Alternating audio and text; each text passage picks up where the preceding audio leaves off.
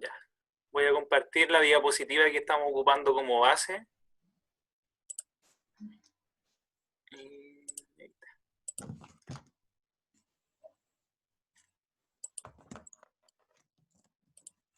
¿Se ve? Sí, hermano.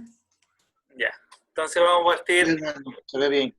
Amén. Vamos a partir haciendo una oración a nuestro Dios. Padre, te damos gracias, Señor, por este día. Gracias, Señor, por este tiempo que tú nos das para poder estar en torno a tu palabra, conociéndote cada vez más, Señor. Porque tú eres el Dios que se revela a través de tu palabra, las sagradas escrituras, Señor, que son tan poderosas para transformar nuestra alma, nuestra vida. Señor, te pedimos que nos reveles más de tu presencia, de tu persona divina, Señor, más de ti, más de tu ser, Señor, para poder ser transformados, Señor, en esa gloria, en esas excelencias y en esas perfecciones que eres tú mismo. Te ruego, sí, Señor, que prepares nuestras mentes, nuestro entendimiento, para que no solamente quede en el intelecto, sino traiga transformación en nuestra vida a medida que te conozcamos más. Esto te lo pido en el nombre de tu amado Hijo, nuestro Señor y Salvador Jesucristo. Amén. Amén. Bueno, amados hermanos, ha sido un tiempo maravilloso como partimos estudiando esa sagrada e importante doctrina de la Trinidad. Y hemos visto que es una doctrina totalmente escritural, y que muchos han escrito de ella también, pero las Sagradas Escrituras fluyen y muestran que ahí está nuestro Dios, el Dios que se revela en ellas. Sin las Sagradas Escrituras no tenemos un conocimiento adecuado de quién es Dios. Por eso ellas revelan a este único Dios verdadero, vivo, este Dios que no cambia, este Dios que se revela a sí mismo por su puro afecto de su voluntad, como hemos visto la semana pasada. Este misterio ha sido revelado, su Hijo ha sido revelado, y con su Hijo ha sido revelada la Iglesia, y por tanto nosotros somos parte de este maravilloso encuentro de comunión entre los unos y los otros, pero comunión también con nuestro Dios Padre y su amado Hijo, nuestro Señor Jesucristo, en el Espíritu Santo. Charles Spurgeon habla del conocimiento de Dios y en el libro Los atributos de Dios de A.W. Pink, que sugiero también que puedan leer sobre este libro, Charles Spurgeon en un sermón que estaba predicando de Malaquías capítulo 3 verso 6, que dice: porque yo Jehová no cambio, por esto hijos de Jacob no habéis sido consumidos. Él dice allí en ese sermón que nada agrandará más el intelecto, nada magnificará tanto el alma del hombre como una investigación devota, una investigación seria y continua del gran tema de la deidad. El estudio más excelente para engrandecer el alma es la ciencia de Cristo y de Él crucificado y del conocimiento de Dios en la gloriosa Trinidad, como aparece ahí. Es el conocimiento de Dios, es Él revelándose a nosotros. Él sigue diciendo, el estudio más excelente es Él. El estudio más adecuado del cristiano es el conocimiento de Él, de la deidad. La ciencia más alta, la especulación más elevada, la filosofía más poderosa que puede cautivar la atención de un verdadero hijo de Dios es el nombre, la naturaleza, la persona, los hechos y la existencia de este magnífico y gran Dios. Existe algo que excede toda mejoría de una mente en la contemplación de la divinidad. Él dice en el sermón, es un tema tan amplio que todos nuestros pensamientos se pierden en su inmensidad, tan profundo que nuestro orgullo se ahoga en el infinito. Podemos comprender y abordar otros temas, y en ellos podemos decir y autosatisfacernos, decir, mirad, yo soy sabio. Pero cuando llegamos a la ciencia de las ciencias, esta ciencia maestra del conocimiento de Dios, viendo que nuestras plumadas nunca tocan fondo y que nuestro ojo de águila es incapaz de ver su altura, nos alejamos de este pensamiento y decimos, no sé nada. Así es llegar al conocimiento de Dios. el conocimiento de Dios debería quitar, por lo tanto, nuestro orgullo. Hago esa breve introducción porque hoy día vamos a hablar de la Trinidad ontológica de Dios.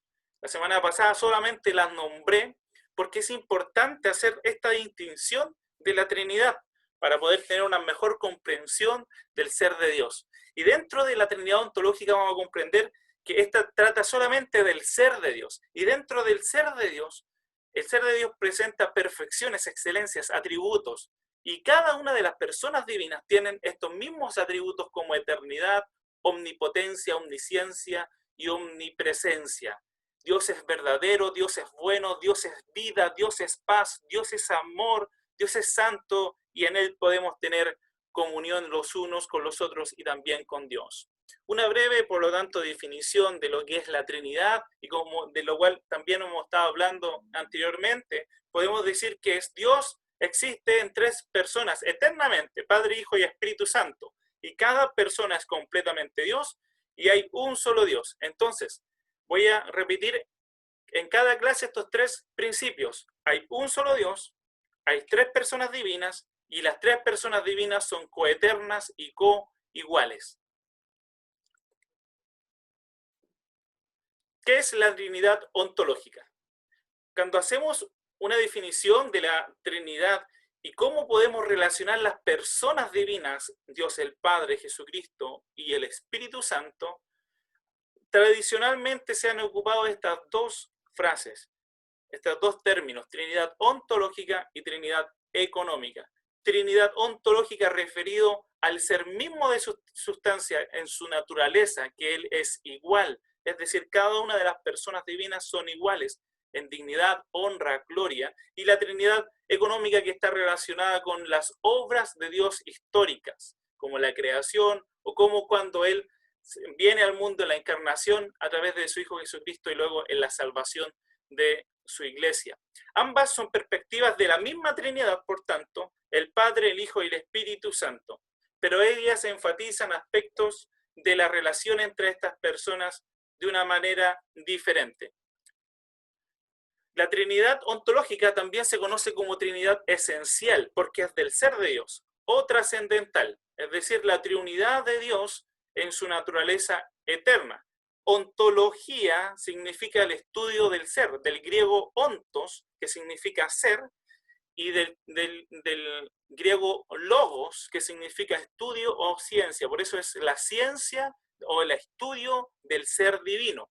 Y cada una de las personas de la divina, de la persona divina, del ser divino, cada una de las personas divinas del ser de Dios son cosustanciales, coiguales y coeternas. Repito, cada una de las personas divinas son cosustanciales, de la misma sustancia, coiguales, son iguales en dignidad, poder, honra y gloria, y son coeternas.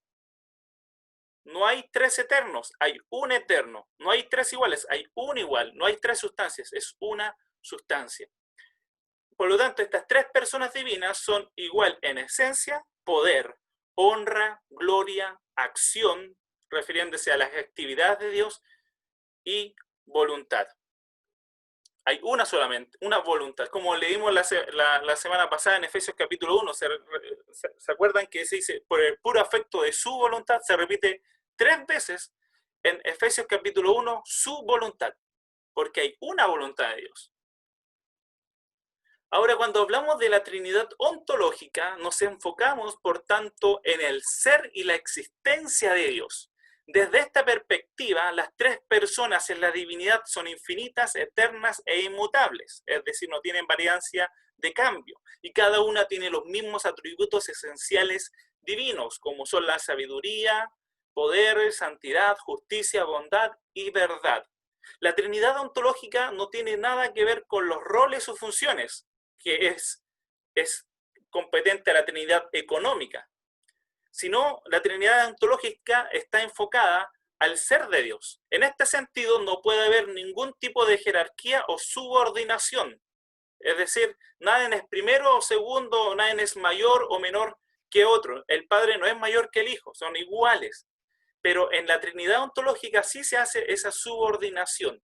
Es decir, el Padre envía al Hijo. No es el Hijo que envía al Padre. No es Jesús que envía al Padre, sino el Padre, como la causa de todo, envía al Hijo, que es la realización, y el Espíritu Santo aplica cada una de las obras.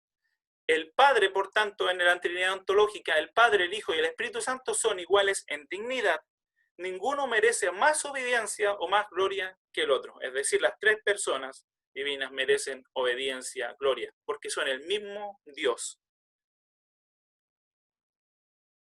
En la Teología Sistemática Reformada de Joel Bick y Paul Smalley, en la página 363, ellos dicen: puesto que el Padre y el Hijo y el Espíritu Santo comparten una actividad, un conocimiento, un poder, una vida divina, una voluntad divina, la Trinidad no es una familia de tres seres divinos, sino un solo Dios, un y único solo Dios. La Trinidad no divide a Dios en partes, como se suele decir en algunas ocasiones, sobre todo por las herejías que malinterpretan la doctrina de la Trinidad. No divide al ser de Dios en tres partes. Cada una de las personas divinas son Dios. Es decir, cada persona en Dios es plenamente Dios en sí misma, pero sin embargo permanece distinta en sus relaciones con las otras personas, como decíamos anteriormente, referentemente primeramente a la Trinidad económica. Entonces, cuando hablamos del ser de Dios, tenemos que hablar de sus perfecciones divinas. Y aquí yo hice un cuadro de los atributos divinos, y quizás se habían estudiado, muchas veces se estudian como un todo, pero cuando usted indaga más sobre estos atributos puede hacer estas distinciones, pero del mismo Dios. Puede ser las distinciones del Padre, del Hijo y del Espíritu Santo, pero siendo el mismo Dios. Es decir, cuando no hay tres eternos, como decía, hay un eterno. No hay tres omnipotentes, hay un omnipotente. No hay tres verdades, hay una verdad. No hay tres buenos, hay un solo bueno. Entonces, estos tres son un solo y único Dios que se manifiesta a la humanidad a través de sus atributos. El propósito de describir estos rasgos característicos de Dios, por tanto, es glorificar su perfección y su excelencia. Y aún así, estas perfecciones y estas excelencias, estos conceptos que son tomados de nuestra experiencia y también pero principalmente experiencia extraída de las Escrituras, quedan cortas, porque Dios es mucho más. Nadie se puede igualar a Él. Pero Dios, como decía al principio, se ha querido revelar a su humanidad. En la teología sistemática de Charles Hodge, que es una teología reformada clásica, en la página 444, él dice: los atributos son inseparables de la sustancia. Las Escrituras, al decir que el Padre, el Hijo y el Espíritu Santo poseen los mismos atributos, dicen que son iguales en sustancia. Es decir, no hay división, por lo tanto, son el mismo y único Dios. Por eso es que estos atributos son inseparables de su sustancia. Ahora, vamos a ver los atributos uno por uno. Dios es eterno. Dios es eterno. Romanos 16, 26 nos dice lo siguiente: pero se ha manifestado ahora, y que por las escrituras de los profetas, según el mandamiento del Dios eterno. Porque Dios en sí, en su ser, es eterno. En el Salmo 92 también el salmista nos dice: antes de que naciesen los montes y se formase la tierra y el mundo, desde el siglo hasta el siglo, tú eres Dios. O en Apocalipsis capítulo 1, verso 8 nos dice: yo soy el alfa y el omega, el principio y el fin, dice el Señor, el que es y el que ha de venir, el todopoderoso. Y luego en el versículo 17, refiriéndose al Hijo del primer capítulo de Apocalipsis, dice así Juan: cuando le vi, es decir, cuando vio a Jesucristo, caí como muerto a sus pies, y él puso su diestra sobre mí, diciéndome: no temas, yo soy el primero y el último. Por tanto, Jesús también es eterno. Jesucristo, el Hijo de Dios, también es eterno. Jesucristo en Apocalipsis 22, 13 dice: yo soy el alfa y el omega, el principio y el fin, el primero y el último. Y también leemos en Hebreos 13:8 que se describe a Jesús diciendo, Él es el mismo ayer, hoy, por los siglos. Él no tiene, por lo tanto, varianza de cambio. El Padre es eterno, el Hijo es eterno, pero también las Escrituras nos dicen en Hebreos capítulo 9, verso 14, ¿cuánto más la sangre de Cristo? El cual, mediante el Espíritu eterno, es decir, el Espíritu también es eterno, pero no hay tres eternos, hay un solo eterno, Dios. Pero este Dios se ha revelado en tres personas, existe eternamente en tres personas divinas, el Padre, el Hijo y el Espíritu Santo. Pero también Dios es todopoderoso, omnipotente. La Biblia nos dice en 1 Pedro 1:5, nos habla del poder de Dios, que sois guardados por el poder de Dios mediante la fe, para alcanzar salvación, que ésta está preparada para ser manifestada en el tiempo postrero. Entonces, ahí vemos el poder del Padre, el poder de Dios. De hecho, al manifestar el Evangelio, se nos dice que el Evangelio, es decir, todo lo refiriéndose a Cristo, es poder de Dios, es decir, poder del Padre. El Hijo nos dice 2 de Corintios 12:9, y me ha dicho, bástate mi gracia porque mi poder se perfecciona en la debilidad. Por tanto, de buena gana me gloriaré más bien en las debilidades, en mis debilidades, para que repose sobre mí, ¿qué? El poder de Cristo. Porque Cristo también es todopoderoso. Y el Espíritu Santo, Romanos 15:19 dice, con potencia de señales y prodigios, ¿en qué? En el poder del Espíritu Santo. De manera que desde Jerusalén y por los alrededores hasta Lírico, todo lo he llenado del Evangelio de Cristo. ¿Pero por medio de qué? Por el medio del poder del Espíritu Santo. Por tanto, el Espíritu Santo también es poder de Dios, pero también es omnipotente, todopoderoso. No hay tres omnipotentes, hay un omnipotente. Pero podemos ver a través de las Sagradas Escrituras que se ha revelado en las tres personas divinas. Dios el Padre, Jesucristo y el Espíritu de Dios, o el Espíritu Santo. También Dios es omnisciente. Hechos capítulo 15:18 nos dice, dice el Señor que hace conocer todo esto desde tiempos antiguos, refiriéndose al Padre. Pero el Hijo también es omnisciente. En Juan 21:17 leemos, y le dijo la tercera vez Simón, hijo de Jonás, me respondió, Señor, tú lo sabes todo, tú sabes que te amo. Y Jesús le dijo, apacienta mis ovejas. Los discípulos de Jesús se dieron cuenta que Él era Dios y por tanto, al verlo como Dios, ellos le dijeron que Él sabía todas las cosas, Él es omnisciente.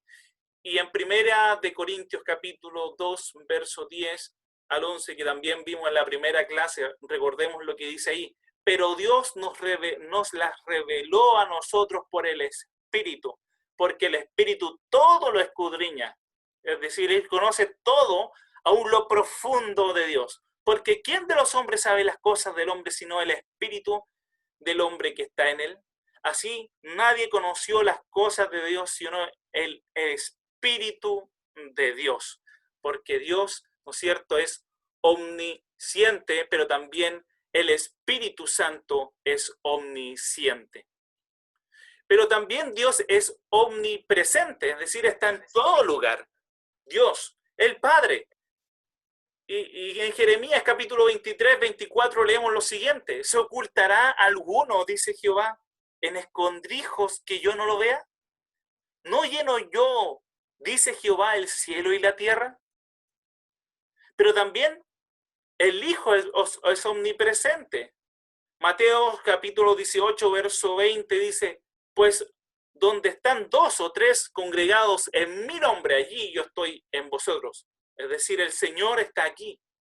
Jesús, el Hijo de Dios, está aquí. O cuando luego de dar la gran comisión a sus discípulos dice, he aquí yo estaré con vosotros hasta todos los días hasta el fin del mundo. Es decir, nos habla de su omnipresencia, Jesús. Pero también el Espíritu Santo es omnipresente. Salmos 119:7 nos dice, ¿a dónde miré de tu espíritu? ¿A dónde huiré de tu presencia? Pero Dios también es verdad. Y así es como vamos viendo las excelencias de Dios y se van manifestando en Dios y en las tres personas divinas. El Padre es verdad. Jesús entonces, en Juan capítulo 7:18, enseñando en el templo, alzó la voz y dijo, a mí me conocéis y sabéis de dónde soy. No he venido de mí mismo, pero el que me envió, que es verdadero, a quien vosotros no conocéis. El Hijo es verdadero. Apocalipsis 3:7 nos dice, escribe el ángel de la iglesia en Filadelfia. Esto dice el santo, el verdadero. Pero también el Espíritu Santo es un espíritu de verdad. En 1 Juan capítulo 5, verso 6 leemos, este es Jesucristo, que vino mediante agua y sangre. No mediante agua solamente, sino mediante agua y sangre. Y el Espíritu es el que da testimonio, porque el Espíritu, ¿qué es? El Espíritu es la verdad. No hay tres verdades. Dios es verdadero. Y este Dios verdadero se ha dado a revelar en la persona del Padre, del Hijo y del Espíritu Santo en comunión eterna, siendo cada uno de ellos Dios. Dios es benevolente o bueno también. Romanos 2:4 nos dice, oh, menospreciáis las riquezas de su benignidad, paciencia y longanimidad, ignorando que su benignidad te guía al arrepentimiento, refiriéndose a Dios Padre. Pero también el Hijo es bueno. Por eso es que en Juan capítulo 10, verso 11, Jesús dice, yo soy el buen pastor. Él es bueno, porque Él es el buen pastor y el buen pastor da su vida por las ovejas. Pero el Espíritu Santo también es benevolente o es bueno. Nehemías 9:20 leemos, y enviaste tu buen Espíritu para enseñarles. Por lo tanto, Dios es bueno. Dios también es vida. En Hebreos 3:12 leemos, mirad hermanos, que no haya en ninguno de vosotros corazón malo de incredulidad para apartarse ¿de quién? Del Dios vivo, porque Dios es vivo y verdadero.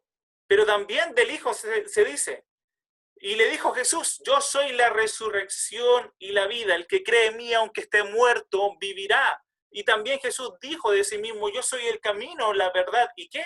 Y la vida. Pero el Espíritu Santo también es un espíritu de vida. Por eso en Romanos 8:20 leemos, porque la ley del espíritu de vida en Cristo Jesús me ha librado de la ley del pecado y de la muerte. El espíritu también da vida. De hecho, Jesucristo dice que sus palabras, ¿no es cierto?, son como ríos que fluyen desde nuestro interior, ríos de agua viva, refiriéndose, ahí explica en el libro de Juan, en la fiesta de los tabernáculos, cuando Jesús predicó que esos ríos de agua viva se hace referencia al Espíritu que Él iba a enviar. Por lo tanto, el Espíritu es vida, Jesús es vida y nuestro Dios, Dios Padre, es vivo y da vida. Amados hermanos, por lo tanto, no hay tres vidas, hay una vida y esa vida está escondida en Dios, en Cristo y en su Espíritu Santo. Dios también es paz. Mire, en Hebreos capítulo 13, verso 20 leemos, y el Dios de paz, y esta frase, en Dios de paz, se repite por muchas veces en el Nuevo Testamento. En 1 Corintios capítulo 14, verso 33, cuando el apóstol Pablo está hablando de la regulamentación de los dones de lengua, él dice, Dios no es un Dios de confusión, sino un Dios de paz. O en Romanos 15, 33 leemos que el Dios de paz sea con vosotros, es decir, son saludos finales, y el apóstol Pablo ocupa esta frase, Dios de paz, porque el Dios de paz cubrirá nuestras necesidades. Y luego en el siguiente capítulo, en Romanos capítulo 16, verso 20, el mismo apóstol Pablo dice, y el Dios de paz aplastará pronto a Satanás debajo de vuestros pies. O en 2 Corintios capítulo 13, verso 11, Cuando el mismo apóstol Pablo dice, por lo demás, hermanos, regocijaos, sed perfectos, confortaos, sed de un mismo sentir, vivid en paz, y el Dios de amor y paz será con vosotros. ¿Se van fijando, amados hermanos, cómo este Dios de paz se manifiesta en nosotros? Este Dios de paz es revelado constantemente en el Nuevo Testamento. En Filipenses capítulo 4, verso 9, también leemos lo que también habéis aprendido y recibido y oído y visto en mí, esto practicad, y el Dios de paz estará con vosotros. O en 2 de Tesalonicenses capítulo 3, verso 16, que el mismo Señor de paz siempre os conceda paz en todas las circunstancias. Dios el Padre es un Dios de paz y transmite su paz a través de ¿quién? De aquel que es llamado el príncipe de paz, refiriéndose al Hijo de Dios. Hermanos, y esto es muy significativo porque en un mundo como hoy, donde la gente pide paz, pero no quiere en su vida el príncipe de paz. Por eso es que la gente, en cierta manera, es inconsecuente. Pedimos paz, pero no quieren al príncipe de paz. Pero también el Espíritu Santo, en Gálatas 5:22, leemos, más el fruto del Espíritu es amor, gozo, paz. Por lo tanto, del mismo Espíritu de Dios fluye paz. No hay tres paz, hay una paz, solamente Dios es paz. Vamos a interiorizarnos en esta palabra con el siguiente video. La palabra paz es común en la mayoría de los idiomas. Las personas pueden hablar sobre tratados de paz o tiempos de paz. Eso significa la ausencia de guerra. En la Biblia, la palabra paz puede referirse a la ausencia de conflicto, pero también apunta a la presencia de algo mejor en su lugar. En el Antiguo Testamento, la palabra hebrea para paz es shalom. En el Nuevo Testamento, la palabra griega es eirene. El significado más básico de shalom es completo o entero. La palabra puede referirse a una piedra que tiene una forma perfecta y completa, sin grietas. También puede referirse a una pared de piedra terminada, que no tiene espacios vacíos ni ladrillos faltantes. Shalom se refiere a algo que es complejo, con muchas piezas, que está en un estado completo, pleno. Es como Job, que dice que sus tiendas están en un estado de shalom, porque contó su rebaño y no le faltaba ningún animal. Esta es la razón por la que shalom puede referirse al bienestar de una persona, como cuando David visitó a sus hermanos en el campo de batalla y les preguntó acerca de su shalom. La idea central es que la vida es compleja, llena de partes, relaciones y situaciones en movimiento. Cuando cualquiera de estas cosas está fuera de línea o está faltando, tu shalom se destruye. La vida ya no está completa, necesita ser restaurada. De hecho, ese es el significado básico de shalom cuando la usas como un verbo. Traer shalom literalmente significa completar o restaurar. Entonces, Salomón trae shalom al templo incompleto cuando lo termina. O si tu animal accidentalmente daña el campo de tus vecinos, tú les shalom al darle un pago completo por su pérdida. Tomas lo que se ha perdido y lo restauras a plenitud. Lo mismo aplica para las relaciones humanas. En el libro de Proverbios, reconciliar y sanar una relación rota es traer shalom. Y cuando los reinos rivales en la Biblia hacen shalom, no solo significa dejar de pelear, también quiere decir que empiezan a trabajar juntos por el beneficio del otro. Este estado de shalom es el que se suponía que los reyes debían cultivar y rara vez sucedía. Así que el profeta Isaías anhelaba un futuro rey, un príncipe de shalom, y su reino traerá shalom sin fin. Un tiempo en el que Dios haría un pacto de shalom con su pueblo para remediar todo mal y sanar todo lo que se había roto. Esta es la razón por la que en el Nuevo Testamento el nacimiento de Jesús se anunció como la llegada de Eirene. Recuerda que esa es la palabra griega para paz. Jesús vino a ofrecer su paz a otros, como cuando les digo a sus seguidores, mi paz les doy. Los apóstoles decían que Jesús hizo la paz entre los humanos arruinados y Dios cuando Él murió y resucitó de entre los muertos. La idea es que Él restauró a plenitud la relación rota entre los humanos y su Creador. Esta es la razón por la que el apóstol Pablo puede decir que Jesús mismo es nuestra Irene. Él fue el hombre completo y pleno que yo fui creado para ser, pero nunca pude ser. Y ahora Él me da su vida como un regalo. Esto significa que los seguidores de Jesús ahora son llamados a crear paz. Pablo instruye a las iglesias locales a mantener su unidad a través del vínculo de la paz, lo cual requiere humildad y paciencia y soportar a otros en amor. Convertirse en personas de paz significa participar en la vida de Jesús, quien reconcilió todas las cosas en el cielo y en la tierra, restaurando la paz a través de su muerte y su resurrección. Así que la paz requiere mucho trabajo, porque no es solo la ausencia de conflicto. La verdadera paz requiere tomar lo que está roto y restaurarlo a plenitud, ya sea en nuestras vidas, nuestras relaciones o en nuestro mundo. Y ese es el rico concepto bíblico de la paz. También nuestro Dios es santo. Bueno, la santidad se refiere principalmente a la majestuosidad o la majestad de Dios. El hecho de que Él no es como nosotros, porque primeramente Él es santo, Él es trascendente.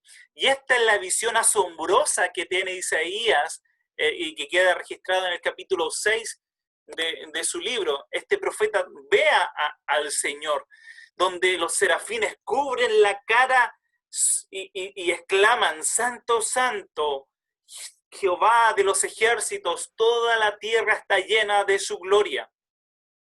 Entonces la santidad se refiere a su majestuosidad, pero también la santidad hace referencia a la pureza de Dios. Dios es puro, Él es éticamente, por tanto, también distinto a nosotros. Él está separado del pecado. Por eso Isaías continúa diciendo en esa visión, ¡ay de mí, que soy hombre muerto! Porque siendo hombre inmundo de labios, han visto mis ojos al Rey, Jehová de los ejércitos. Dios es completamente diferente a nosotros, totalmente limpio, radiante y sin mancha ni defecto, puro e inocente. Y estas descripciones describen a este Dios triuno, porque el Padre es considerado santo. Apocalipsis 15:4 dice, ¿quién no te temerá, oh Señor, y glorificará tu nombre? Pues tú eres santo.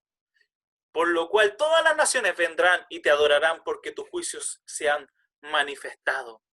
Pero también el Hijo es llamado santo. Por eso cuando estaba predicando el apóstol Pedro, ¿no es cierto?, en una de sus primeras predicaciones, él dice en Hechos capítulo 3, verso 14, mas vosotros negasteis al santo y al justo. ¿Refiriéndose a quién? A Jesús, el Hijo de Dios. Pero también el Espíritu Santo es santo, por definición, por conceptos, porque vosotros, por eso en 1 de Juan 2:20 leemos, pero vosotros tenéis la unción del santo, es decir, hemos recibido esa santidad ya no queda allá, sino que también Él pide que nosotros seamos santos, Dios pide que su iglesia sea santa, somos llamados por tanto y también ordenados a ser santos. Ahora bien, debemos entender bien qué significa esa santidad, porque los fariseos veían la santidad como lo que uno hace o lo que uno no hace. Lamentablemente, así es como muchas personas piensan y hablan de la santidad. Pero cuando miramos el capítulo de Moisés y la zarza ardiente, en Éxodo capítulo número 3, allí cuando se revela por primera vez a Moisés en su llamamiento Dios, allí el Señor lo que hace es decirle a Moisés que se quite las sandalias porque el lugar o el terreno está consagrado. ¿Pero por qué está consagrado? Porque ahí está la presencia del Señor, la presencia de Dios. Y es que Él ha entablado una relación con esa persona y después con su pueblo y ahora con su iglesia. Porque Él es santo, nosotros debemos ser santos. Entonces la santidad no se define primero por lo que hacemos o por lo que dejamos de hacer. La santidad se define primeramente a quién nosotros pertenecemos.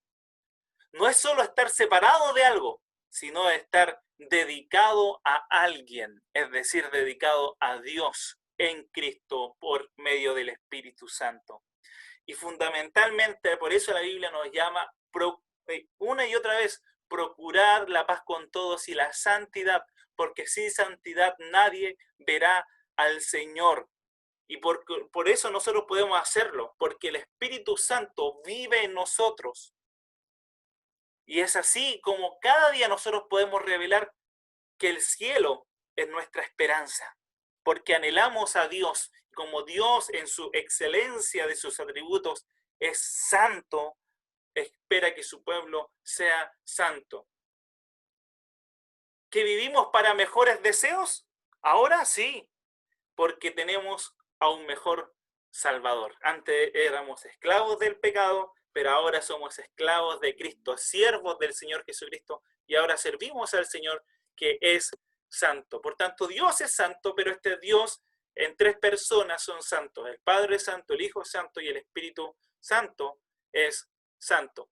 Veamos también un concepto de esto. Seguramente has escuchado antes la palabra santo, o por lo menos la has cantado una o dos veces en la iglesia. Y para la mayoría de las personas, esa idea está conectada solamente con ser una persona moralmente buena. Así que Dios es moralmente perfecto. Así es, eso es una parte. Sin embargo, en la Biblia, la idea de la santidad es aún más grande y más rica. Lo que está describiendo en realidad es cómo Dios es la fuerza creativa detrás de todo el universo. Él es el único ser con el poder de crear un mundo lleno de belleza y vida. Así que todas estas habilidades hacen de Dios alguien completamente único. Ese es el significado de la palabra santo.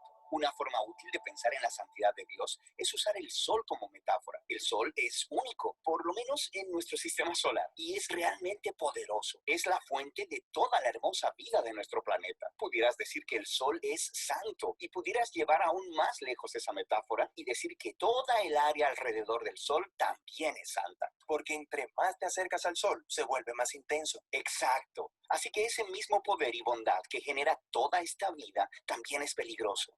Me refiero a que el sol, si te acercas demasiado, te aniquilará. Y de la misma forma, existe una paradoja en el centro mismo de la santidad de Dios. Porque si eres impuro, su presencia es peligrosa para ti. Y no porque sea mala, sino porque es demasiado buena. Y la primera vez que vemos esta paradoja de la santidad de Dios es en la historia de Moisés y la zarza ardiente. Es aquí donde Dios le dice a Moisés que se quite sus sandalias porque está parado en tierra santa. Moisés cubre su rostro con temor y Dios le dice, no te acerques más.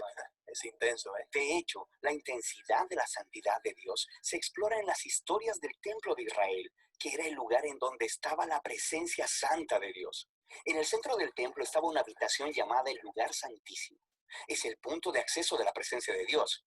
Y ya seas un israelita viviendo en la tierra alrededor del templo o un sacerdote trabajando dentro del templo, estás cerca de la presencia de Dios, lo que es peligroso. Sí, eso es un problema. Pero ¿cómo se supone que funciona? Bueno, en la Biblia la solución es que tienes que purificarte. Así que es como ser moralmente puro. Sí, y eso es fácil de entender, pero la Biblia pasa mucho tiempo hablando sobre otra clase de pureza, el ser ritualmente puro. Este es un estado en el que te separas de cualquier cosa relacionada con la muerte, como tocar cosas como la piel enferma o incluso algunos fluidos corporales. Todas estas cosas te hacen impuro y hacerte ritualmente impuro no es necesariamente pecaminoso. Lo que es pecaminoso es entrar en la presencia de Dios cuando estás en un estado impuro. Esa es la razón por la que Dios le dio a los israelitas instrucciones muy claras para saber purificarse para que pudieran entrar al templo otra vez. De eso se trata el libro de Levítico. Cierto, pero no acaba ahí.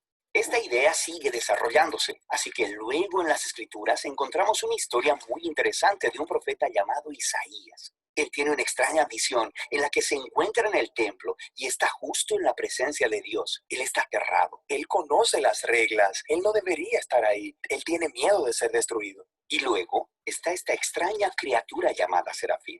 Bastante extraña. Totalmente. Así que vuela con un carbón encendido y sella los labios de Isaías con el carbón. Y dice algo muy extraño. Es quitada tu iniquidad y perdonado tu pecado. Entonces, ese carbón encendido purifica a Isaías de alguna manera. Así es. Y es sorprendente. Porque normalmente si tocas algo impuro, eso te transmite su impureza. Pero ahora tenemos una nueva idea de que tienes un carbón, un objeto muy puro y santo. Y eso tocó a Isaías y le transmitió su pureza. Isaías no es destruido por la santidad de Dios, es transformado por ella. Las implicaciones de esto son enormes. Pero hay un desarrollo más, esta vez de otro profeta, Ezequiel. Y él tiene esta visión donde él está parado en el templo y ve agua goteando del templo. Se convierte en un torrente y luego crece hasta convertirse en un río profundo que comienza a fluir a través del desierto, dejando un rastro de árboles verdes detrás de él. Desemboca en el Mar Muerto, haciendo todo fresco, dándole vida. Así que en lugar de purificarte primero y luego entrar al templo, aquí la santidad de Dios sale del templo y purifica las cosas, dándoles vida. Pero, ¿qué significa todo esto? No lo sabemos hasta que conocemos a Jesús. Él dice que Él es el cumplimiento de todas estas visiones antiguas, pero de forma sorprendentemente nueva. Así que Jesús iba de un lado a otro tocando a personas que eran impuras, personas con enfermedades en la piel, una mujer con sangrado crónico o gente muerta. Y cuando Él las toca, su impureza debería transferirse a Jesús. Pero en lugar de eso, la pureza de Jesús se transmite a ellos y sana sus cuerpos. Jesús es como ese carbón santo en la visión de Isaías. Así es. Y Jesús dijo que Él era la encarnación humana de la misma santidad de Dios y que Él y sus seguidores eran ahora el templo de Dios. Así que a través de ellos, la presencia santa de Dios puede salir hacia el mundo y traer vida y sanidad y esperanza. Así que esta es la razón por la que Jesús dijo que de sus seguidores correrían ríos de agua viva. Así que esa es la parte de la historia donde nos encontramos, pero ¿hacia dónde se dirige todo esto? Las últimas páginas de la Biblia terminan con una última visión de la santidad de Dios. Esta vez es la visión de un hombre llamado Juan. Y en esta visión vemos el mundo entero completamente renovado. La tierra entera se ha convertido en el templo de Dios y el río de Ezequiel está ahí, fluyendo de la presencia de Dios, inundando toda la creación, quitando toda la impureza y dando vida a todas las cosas.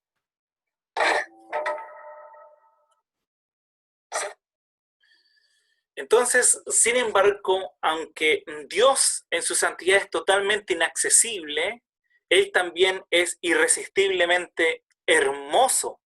Él no está manchado por el pecado. Su santidad irradia a las personas, irradia a su iglesia. Por eso Jonathan Edwards, que es un teólogo y pastor congregacional y misionero a los nativos americanos, y sobre todo siendo un hermano trascendental en el avivamiento de 1700, él dice de la santidad,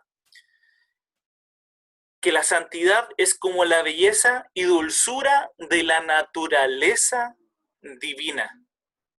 La santidad es impresionante, es como estar parado frente al Gran Cañón o frente a las cataratas del Niágara, uno queda sorprendido. Es abrumadora la santidad de Dios, pero no podemos apartar, como es tan abrumadora, tan fascinante, no podemos apartar la mirada de esa santidad. ¿Y por qué su santidad es tan hermosa? Bueno, y Jonathan Edwards responde, la santidad de Dios es hermosa porque consiste en su amor, y especialmente en la perfecta e íntima unión y amor que hay entre el Padre y el Hijo. El amor de Dios es un amor santo. Mire, y en sí, una de las características propias de Dios y esenciales de Dios es su amor. Primero de Juan 4:16 nos dice, y nosotros hemos conocido y hemos creído el amor que Dios tiene para con nosotros. Dios es amor, y el que permanece en amor permanece en Dios y Dios en él. Y muchas otras veces también leemos que Jesús es el amado, en quien está el recipiente del amor del Padre. Colosenses capítulo 1, verso 13 dice, el cual nos ha libertado de la potestad de las tinieblas y nos ha trasladado al reino de su amado Hijo. Y en consonancia, en el libro de Efesios capítulo 1, verso 6, leemos que todo fue creado, todas las bendiciones espirituales son para la alabanza de la gloria de su gracia, de la gracia de Dios, y que ha sido gratuitamente impartida en nosotros, en Cristo, y en vez de colocar Cristo, el texto dice, en el amado. En el ministerio terrenal de Jesús, 2 veces vemos en el texto bíblico, hablando del Padre, indicando a su Hijo. La primera vez es en el bautismo. Y allí En Marcos capítulo 1, verso 11, leemos, y vino una voz de los cielos que decía, es decir, la voz del Padre, tú eres mi Hijo amado, en ti me he complacido. Y en la transfiguración, en Mateo 17:5 se lee, mientras aún estaban hablando, he aquí, y está una nube luminosa los cubrió y una voz salió de las nubes, la voz del Padre, diciendo, este es mi Hijo amado, en quien me he complacido, a él oír. Y allí en esa transfiguración estaban Pedro, Jacob y Juan. Y Pedro retrata esta imagen en su segunda carta, en 2 de Pedro capítulo 1, verso 17, y dice, pues cuando él recibió honor y gloria de Dios Padre, la majestuosa gloria le hizo esta declaración, este es mi Hijo amado en quien me he complacido. Ellos quedaron fascinados con esta declaración. Él era el Hijo de Dios, el Hijo amado del Padre. Pero también el Espíritu Santo es amor. El Espíritu es la plenitud personal de este despliegue divino, es el encuentro del amor del Padre y del Hijo expresado y expandido en forma personal. Vamos a analizar esta palabra también. Si has escuchado acerca de Jesús, probablemente conoces una de sus famosas enseñanzas llamada la regla de oro. Haz con los demás como quieres que hagan contigo. Esta es en realidad una reformulación de otra cosa que Jesús dijo, de que el significado de la vida es amar a Dios y amar a tu prójimo como a ti mismo. Esto es realmente hermoso, pero ¿qué quiere decir exactamente con la palabra amar? Es una palabra poco clara en español porque puedes amar a tu mamá y puedes amar la pizza. Si la palabra amar significa lo mismo en ambos casos, tu mamá se sentirá muy mal. Así que, ¿qué quiso decir Jesús en su propio idioma? Primero que nada, esta frase de ama a tu prójimo es una cita de las escrituras hebreas, donde la palabra para ama es ahabá. Sin embargo, el idioma que Jesús hablaba y en el que enseñaba todos los días era un lenguaje primo del hebreo. Era el arameo, en el que la palabra para amar es rakma. Pero luego, conforme los seguidores de Jesús esparcieron sus enseñanzas alrededor del mundo, las tradujeron al griego usando la palabra ágape. Y esto es lo fascinante. Los primeros seguidores de Jesús, quienes escribieron los libros del Nuevo Testamento en griego, no aprendieron el significado de ágape al buscarlo en los diccionarios antiguos. Más bien, miraron las enseñanzas de Jesús y la historia de su vida para redefinir el concepto mismo del amor. Una vez le preguntaron a Jesús acerca del mandamiento más importante en las escrituras judías. Él citó primero de la antigua oración en la Torá llamada el Shema. Ama al Señor tu Dios con todo tu corazón. Así que el amor por Dios es lo más importante. Pero luego Jesús rápidamente continuó diciendo que otro mandamiento de la Torá también era el más importante. Ama a tu prójimo como a ti mismo. Así que, ¿cuál es más importante? ¿Amar a Dios o amar a tu prójimo? La respuesta de Jesús es sí. Hacer esa pregunta significa que no entiendes su punto. Para Jesús son dos lados de la misma moneda. Tu amor por Dios será expresado por tu amor por las personas y viceversa. Son inseparables. Así que esto deja claro que para Jesús el amor ágape no es principalmente un sentimiento que sientes por alguien más, como nuestra frase me enamoré. Para Jesús el amor es acción. Es una elección que haces para buscar el bienestar de otras personas. Jesús también enseñó que el amor genuino por Dios y por los demás significa buscar el bienestar de las personas sin esperar nada a cambio, especialmente de personas que están en situaciones difíciles y que no pueden pagarte de vuelta aun si quisieran. De acuerdo a Jesús, esta clase de amor generoso refleja el mismísimo latido del corazón de Dios. Y Él llevó esto aún más lejos. Jesús dijo que el estándar supremo para el amor auténtico es que también tratas a la persona que no soportas. O en sus palabras, debes amar a tu enemigo y hacerle bien sin esperar nada a cambio. Para Jesús, este tipo de amor que abraza a su enemigo imita el carácter mismo de Dios. Ahora, no estaríamos hablando de Jesús hasta hoy si Él solo hubiera dicho cosas como ama a tu enemigo. Esta es la manera en que Él realmente vivió. Jesús estaba constantemente ayudando y sirviendo a las personas a su alrededor de maneras muy prácticas y tangibles. Y él constantemente se acercaba a personas pobres y en sufrimiento, quienes no podrían darle ningún beneficio de vuelta. Él mostró amor por los olvidados, las personas que usualmente pasan desapercibidas. Cuando Jesús eventualmente entró en Jerusalén, se hizo enemigo de los líderes de su pueblo, acusándolos de hipocresía y corrupción. Pero luego, en lugar de atacar a sus enemigos para derrocarlos, él les permitió que lo mataran. Jesús murió por el egoísmo y la corrupción de sus enemigos porque los amaba. Después de la mañana de la resurrección, Jesús y luego sus seguidores declararon que fue el poder del amor de Dios para el mundo el que fue revelado en la vida, muerte y resurrección de Jesús. Como lo dijo el apóstol Pablo, Dios demostró su ágape por nosotros en que, siendo aún pecadores, el Mesías murió por nosotros. O en las palabras del apóstol Juan, el ágape de Dios fue revelado cuando Él envió a su Hijo unigénito al mundo para que por medio de Él podamos tener vida. Para Juan, esto lleva naturalmente a esta conclusión. Amados, si Dios así nos amó, también nosotros debemos amarnos unos a otros. Así que la fe cristiana implica confiar en que en el centro del universo está un ser desbordante de amor por su mundo. Esto significa que el propósito de la existencia humana es recibir este amor que ha venido a nosotros en Jesús y luego dárselo a otros, creando un ecosistema de amor enfocado en otros y de autoentrega permanente. Este es el significado en el Nuevo Testamento del amor ágape. Si has Y el amor ágape es el amor de Dios sacrificial. Agustín de Hipona, en el siglo IV, él dice, donde está el amor, hay una Trinidad. Hay uno que ama, hay uno que es amado y hay uno que es el amor.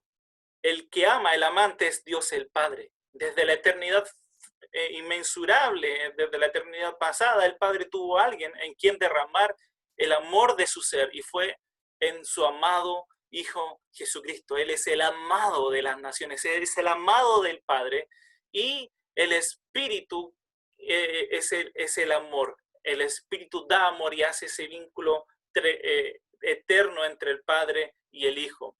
Él resume así la Santísima Trinidad. Dios es amor eterno. El Padre es el amante, el Hijo es el amado y el Espíritu Santo es el amor que mantiene unido a los dos. Robert Trail, un pastor escocés, él dice, donde Dios el Padre es el amante y Dios el Hijo es el amado, ¿quién puede conocer cuál es ese amor? Aquí la fe debe creer y adorar y clamar, ¡oh, profundidad! Por lo tanto, vemos esta relación en el interior de del ser de Dios, esta relación de amor, porque el Padre ama al Hijo. Dice Juan capítulo 5, verso 20, porque el Padre ama al Hijo y le muestra todas las cosas que Él hace. Pero también el Hijo ama al Padre. Por eso dice Juan 14, 31, más para que el mundo conozca que yo amo al Padre. El Espíritu Santo glorifica al Padre y al Hijo, más el Consolador, el Espíritu Santo, a quien el Padre enviará en mi nombre, y después del el capítulo 16, verso 14, se dice, Él me glorificará porque tomará de lo mío y lo hará saber. El espíritu vinculante entre el Hijo y el Padre. Pero este Padre, este Hijo, en el Espíritu Santo moran en el creyente. Por eso en Juan capítulo 14, verso 23, dice, respondió Jesús y le dijo, el que me ama, mi palabra guardará o la obedecerá, y mi Padre le amará, y vendremos a él, y haremos morada con él. Entonces la Trinidad, la esencia divina es manifestada, ¿no es cierto?, en este atributo, que es un atributo relacional en Cristo. Por medio del Espíritu Santo se nos ordena, por tanto, amar a nuestro prójimo, porque Dios es amor. La esencia misma, por tanto, de Dios es amor, la cual subsiste eterna y necesariamente entre las personas de la deidad. Por eso, el amor de Dios es un atributo revelado en el trato con sus criaturas también, en virtud de la relación personal que Él quiere establecer y que es establecida en la cruz del Calvario. Allí en la cruz, Dios demostró su gran amor. Por eso es que ahora podemos entender Juan capítulo 3, verso 16, porque de tal manera amó Dios al mundo que ha dado a su Hijo, unigénito, único. Él ha dado a su Hijo, para que todo aquel que en él crea no se pierda, mas tenga vida eterna. Y la réplica de este pasaje es lo que dice Pablo en Romanos capítulo 5, verso 8. Mas Dios muestra su amor para con nosotros, que aun siendo pecadores, Cristo murió por nosotros. Entonces, esta perfección de Dios nos muestra y nos revela la Trinidad. El amor de Dios, el amor ágape, exige más de una persona para ser expresado en su misma esencia. Por eso está el Padre, el Hijo y el Espíritu Santo. Para finalmente terminar diciendo que Dios quiere un trato de comunión. En la vida de Dios es una vida de comunión. Por eso en Primera de Juan capítulo 1, verso 3 leemos: lo que hemos oído, visto, esto os anunciamos para que también vosotros tengáis comunión con nosotros, y nuestra comunión verdadera es con el Padre y con su Hijo Jesucristo. Con el Padre y con su Hijo Jesucristo. Y en Primera de Corintios capítulo 1, verso 9 leemos: fiel es Dios, por el cual fuiste llamados a la comunión con su Hijo Jesucristo, nuestro Señor. Y por eso ahora podemos entender el vínculo con el Padre y el Hijo por medio del Espíritu Santo, porque en 2 de Corintios capítulo 13, verso 14 leemos: la gracia del Señor Jesucristo, el amor de Dios y la comunión del Espíritu Santo sea con todos vosotros. Esa dulce comunión que habita en nosotros por medio del Espíritu Santo nos va a traer a la comunión con su Hijo Jesucristo, y esta comunión con su Hijo Jesucristo, el Hijo de Dios, nos va a llevar a la comunión con el Padre. Entonces, la triunidad, el Dios trino, tiene una relación espiritual, relacional e íntima con su creación, especialmente con la iglesia, con los hijos de Dios. J.I. Packer dice: la comunión con Dios es una relación en la que los cristianos reciben amor de las tres personas de la Trinidad y responden en amor a ellas. David Engelsma, pastor y profesor del Seminario Reformado Protestante, dice, y quise rescatar esta frase como para ir terminando: la vida de Dios es una vida familiar. Dios no meramente existe, Dios vive. Y Dios vive entre los miembros de la Trinidad. En una palabra, la vida de Dios es comunión. ¿Y qué hay que insistir en esto? Solo esta comunión es la comunión familiar perfecta. Bíblicamente, esta vida familiar del Dios triuno es la fuente, el modelo y la naturaleza del pacto de gracia. El pacto de gracia es Dios compartiendo su propia comunión familiar con sus hijos e hijas adoptivos en Cristo Jesús. Qué maravillosa frase. Y ahora vamos a terminar, como siempre, con una alabanza.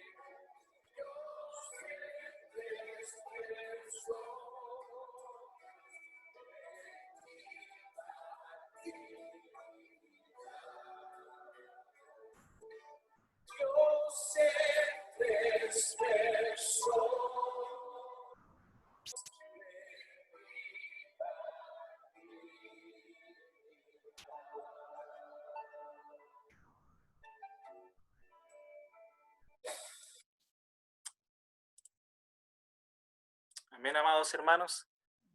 Esta ha sido la clase del día de hoy.